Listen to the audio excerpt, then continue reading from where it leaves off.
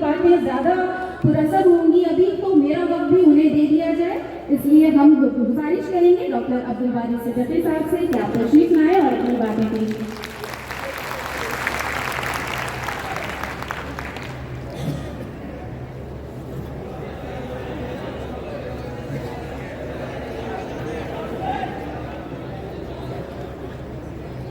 आज हम सब इकट्ठा हैं।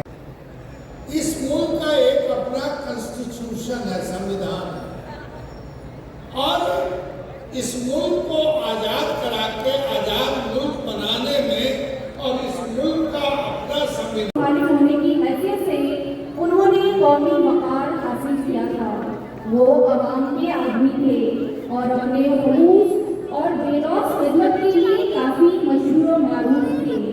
उनकी वफात से बिहार, हिंदुस्तान और हर तबके के अवाम ने एक गिरा कद्र रहनुमा खो दिया है और हम तमाम लोगों ने एक रफीक़े गिरामाया को हमेशा के लिए अलविदा। देश की आज़ादी के लिए जो उन्होंने बलिदान दिया, जो उनका योगदान रहा, वो किसी से छुपा नहीं। एक बड़े शख्सियत रहे और बहुत लोगों को बहुत सारी सीख दे करके गए। आज हम सब नौजवानों को, नौ पीढ़ियों को सीख को अपनाने की जरूरत है और उनके दिखाए हुए रास्ते पे चलने की जरूरत है। उनकी जो लड़ाई रही सामाजिक न्याय, सोशल जस्टिस को लेकर के, जो backbencher of the society, जो समाज के अंतिम पैदान पे जो खड़ा समाज है, जो गरीब समाज है, उनकी लड़ाई जो है उन्होंने बड़ी मजबूती के साथ लड़ी है। और हम लोगों की भी वही लड़ाई है। हम लोगों की भी विचारधारा सेक्युलरिज्म, सोशल जस्टिस, सामाजिक न्याय और धर्मनिरपेक्षता है। और मुझे गर्व है कि हमारी पार्टी और हमारे नेता आदरणीय लालू जी ने, चाहे कितने भी सितम विरोधियों ने, भाजपा के लोगों ने कितना भी झुकाने का प्रयास किया, डराने का प्रयास किया, हमारे नेता आदरणीय लालू जी कभी भी भाजपा से डरे नहीं, ना झुके, ना विचारधारा से कोई समझौता किया। और मैं इस मंच के माध्यम से कह सकता हूँ, जब लालू जी नहीं डरे तो लालू जी का लेखा भी डरा जाएगा। ये जो सामाजिक न्याय की लड़ाई है, धर्मनिरपेक्षता की लड़ाई है, इसको हम सब लोग मिल करके लड़ेंगे। और जो नफरत फैलाने वाले लोग, जो देश को तोड़ना चाहते हैं, जो भाई को भाई से लड़ाना चाहते हैं, उनको मुंह तोड़ जवाब दिया जाएगा। देखिए, हम लोग तो यही कहते हैं कि साझा मुस्कुराइए, साझा गुनगुनाइए, अंधियारा नहीं, हम दीप बनकर जगमगाएंगे, सबको गले लगाएंगे, सबको अपनाएंगे, हम नफरत नहीं मोहब्बत फैलाएंगे। हम धर्म के नाम पर नहीं, कर्म के नाम पर अपना पहचान बनाएंगे। हम मंदिर भी सजाएंगे, मस्जिद भी सजाएंगे, पर सबसे पहले इंसानियत को सजाएंगे, संवारेंगे, तभी हम सही मायने में इंसान कहलाएंगे। देखिए, हमारा और आप लोगों का साथ जज्बात का रिश्ता है। हमारा संघर्ष साझा है, हमारी तकलीफ एक है, तो हम अलग अलग कैसे हैं? ये हम सबकी लड़ाई है और मिलकर के इस लड़ाई को जो है हम लोगों को लड़ना है। जब हम प्रेम, मोहब्बत, भाईचारे और मुद्दे की बात करते हैं तो सांप्रदायिक शक्तियां, सांप्रदायिक लोग हम पर आक्रमण करते हैं। आप देख रहे होंगे कल और परसों से वक्त के खिलाफ गांधी मैदान में जो जुटान हुआ, उसके बाद से लगातार दिल्ली में ये बीजेपी के चिंटू सर, ये संघी वाले 2 दिन से हमको गाली दे रहे हैं। कभी नवाज गाली कह रहे हैं, कभी मौलाना कह रहे हैं, कुछ ना कुछ कह रहे हैं। मुद्दे की बात नहीं करेंगे, मुद्दों की बात करेंगे, काम की बात नहीं करेंगे, बेकार की बात करेंगे, देश को जोड़ने की बात नहीं करेंगे, देश को तोड़ने की बात करेंगे। ये संविधान को खत्म करने वाला लोग हैं, ये चाहते हैं देश का संविधान खत्म हो जाए, देश की भाईचारा लोकतंत्र को खत्म करना चाहते हैं। जो लोग सत्ता में बैठे हैं, ये लोग नफरत फैला रहे हैं, इतना नफरत फैलाने का काम कर रहे हैं कि अगर ये सत्ता से चले भी जाए तो पता नहीं कितना समय लगेगा इनकी नफरत को सरजमीन से मिटाने में।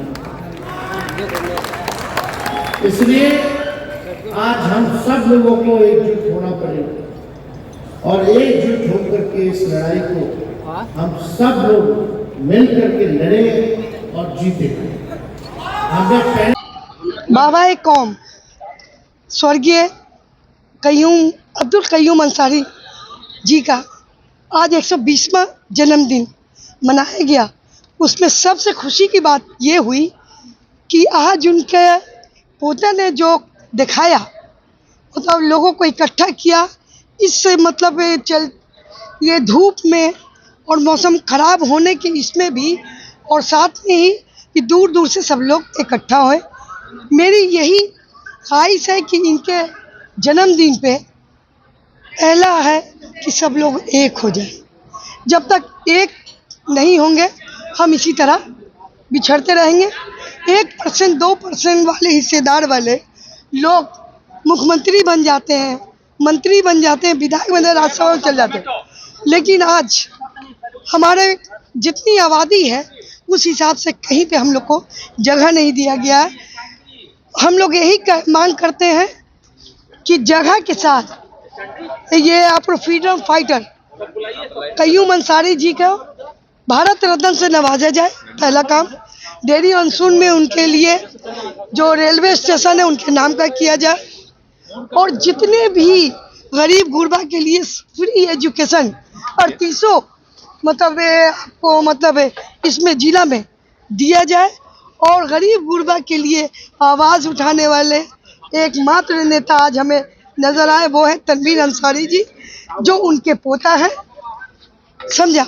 और हम लोग अल्लाह की जात से उनके लिए दुआ करते हैं कि उन्हें आने वाले विधान सभा में उनकी हिस्सेदारी हो, उन्हें विधायक बनाया जाए और वो हम सब की आवाज़ बने। यही हमारी आप लोग से गुजारिश है मीडिया के माध्यम से कि आज जो भी हुआ है इस बापू सभागार में 120वीं जयंती पे, उसके लिए हम उनको क्या बोलते हैं, सलाम करते हैं, सलूट मारते हैं, और साथ में इतने ही बोलेंगे कि भाई सबसे पहले आपको स्वर्गीय अब्दुल कय्यूम अंसारी जी को भारत रत्न से नवाजा जाए। ये मेरी ख्वाहिश है, ये मेरी दिली ख्वाहिश है, ये आवाम की ख्वाहिश है, क्योंकि जो लोग गुल्ली डंडा 16 वर्ष की उम्र में खेला करते हैं, उन्होंने अंग्रेज से लड़कर वो जेल जाने का काम 16 वर्ष की उम्र किया है। ऐसा कोई नेता था या है तो बताएं मुझे। तनवीर साहब जो हैं उनके पोता, उनमें ये झलक मिल रही है। हमें लग रहा है कि मुसलमानों का रहनुमा, अंसारियों का रहनुमा और जात नहीं जमात का रहनुमा तनवीर अंसारी को एक बार विधानसभा में भेजें। अपना परिचय दे दीजिए। मैं गुलफिशा जबी उर्फ सुगन, पूर्व पार्षद और रोगी कल्याण समिति की मैं। आज 120वीं जयंती पर हम लोग आज याद किए, वो एक बहुत बड़े महान स्वतंत्रता सेनानी थे, उन्होंने देश के लिए कई कुर्बानियां दी हैं। तो आज उन्होंने हम लोगों ने आज उन्हें याद किया। इस मौके पे कई गणमान्य लोग आए, प्रतिपक्ष नेता श्री तेजस्वी यादव जी, कांग्रेस के नेता राजेश कुमार जी, अब्दुल बारी सिद्दीकी जी, कारी शुएब जी और उमेर खान साहब भी आए हैं, और भी कई गणमान्य लोग आए। तो हम शुक्रिया अदा करते हैं सभी लोगों का, दूर दराज से आए सब लोग का बहुत बहुत शुक्रिया अदा करते हैं। और हम लोग ने बहुत अच्छे तरीके से आज का प्रोग्राम किया। एमएलसी का भी हमने बात कुछ जिक्र हुआ था, तेजस्वी यादव जी कहते हुए क्या उसकी चर्चा है? अ, आने वाले समय में क्या लगता है नहीं, एमएलसी की कोई बात नहीं कि कुछ लोग थे जज्बात में वो लोग बोले, तो ऐसी कोई बात नहीं है। हम लोग ने अपनी बात उनके सामने रखी है। भाषण में भी मैंने कहा जिसकी जितनी आबादी होनी चाहिए उसको उसका हक मिलना चाहिए। पहले तो मुसलमान 19% है, पहले जो धर्मनिरपेक्ष पार्टियां सबसे पहले तो मैंने मांग की कि 19% वो उनका हक दे, और उस 19% में जिसकी जितनी आबादियां हैं वो मिले उनको। पहले तो 19% हक ही नहीं मिल रहा है हम लोग को, पहले तो वो मिले, उसके बाद जो जिसकी जितनी आबादी है वो मिले। तो जब तक सब मिल के लड़ाई नहीं लड़ेंगे तो आदमी सफल नहीं होगा। और जो कौम सोई रहती है उसे कोई पूछता नहीं है, तो समझिए हम लोग सोए हुए हैं, जब तक सड़कों पे नहीं उतरेंगे हम लोग को कोई पूछने वाला नहीं है। और हक मांगने से नहीं, छीनने से मिलता है। अच्छा, ऐसा क्या लगता है क्योंकि देश की आजादी में आपके पूर्वज लोग काफी भागीदार रहे, अभी तक आपको वो हक नहीं मिला जैसा कि आप चर्चा कर रहे हैं, तो उसके पीछे कारण क्या है? ये हक मिलने का बात नहीं है। दादा मंत्री भी रहे बिहार सरकार में, एक बार राज्यसभा भी रहे, बिहार प्रदेश के कांग्रेस कमेटी के अध्यक्ष भी रहे, और लगातार जनता की सेवा ही करते रहे। और मेरे फादर खालिद अनवर अंसारी जो पिछले साल 3 सितंबर को उनका निधन हुआ, तो वो भी मंत्री रहे, एमएलए रहे, एमएलसी रहे, तो हमेशा जनता के बीच में रहे। और इसका लालच कभी नहीं किया कि वो हमेशा ही मतलब ये रहे, सत्ता में रहे या सत्ता के लालच में किसी भी पार्टी से में चले गए। तो वो अपने सिद्धांतों पे अडिग रहे और धर्मनिरपेक्ष पार्टियों का हमेशा साथ दिए। जी।